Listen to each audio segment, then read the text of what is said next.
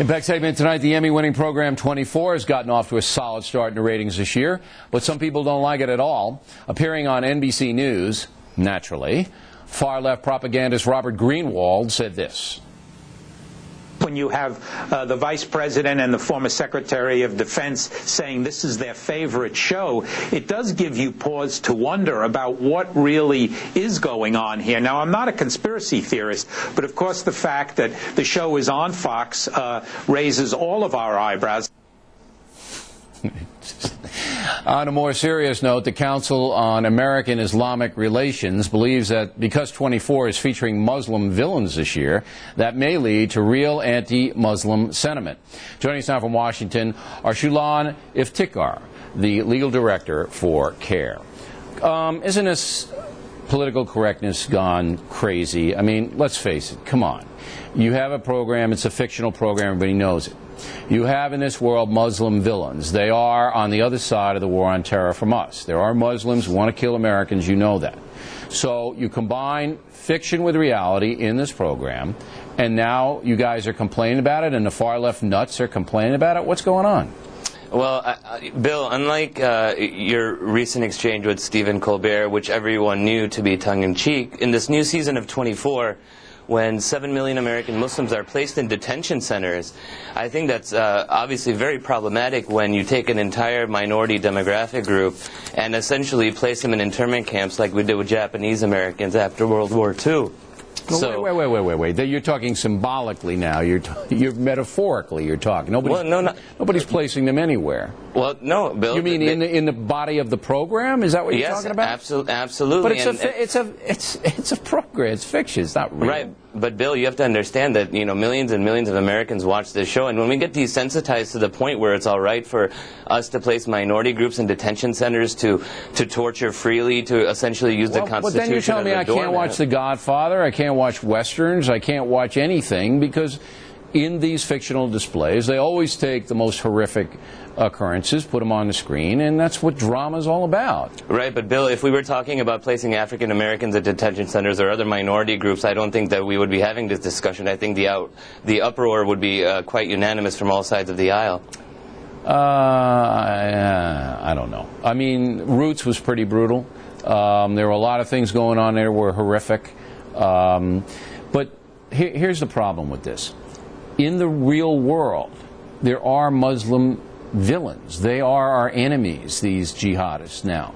So you're basically transferring that onto the screen into a compelling drama and a realistic drama because this guy's supposed to be protecting us from those Muslim villains. So I don't know how you can not do that in this day and age. Well, on one hand people talk about its realism, and then on the other hand they use, the fact that it's fiction to defend themselves. Newsweek, has recently called 24 a neocon sex fantasy, essentially where anything and everything that the Bush administration and those who support it want to do in the war on terror essentially is being allowed in 24. And I think that it should give us all pause when it becomes okay to place millions of Muslims in detention centers or millions of any minorities. I mean, the fact that we have become so desensitized in this post-9/11 world to this, very real phenomenon that we deal with. Yes, there are people, and as American Muslims, we are as committed to the protection of our national security as everyone else.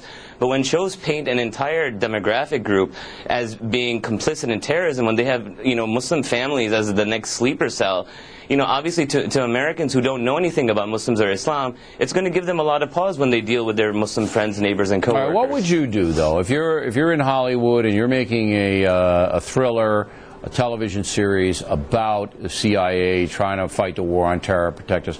I mean, you have to have that element in there. What are you going to make the Portuguese our enemies? See, I understand the sensitivity. No single group wants to be seen as villainous. I don't believe that's going to bleed over into real life.